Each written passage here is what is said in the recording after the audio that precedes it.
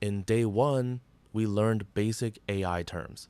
Today, we compare an AI model with an AI application. This difference is important before we build real AI-based software. An AI model is a trained component that receives input and produces output. For example, when you type a question into an AI tool, the model processes that input and produces an answer.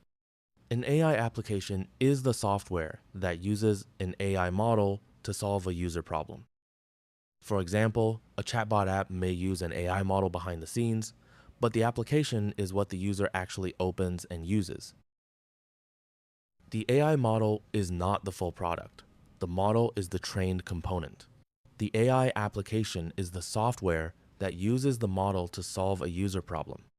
For example, a chatbot application uses an AI model to process your question and return an answer.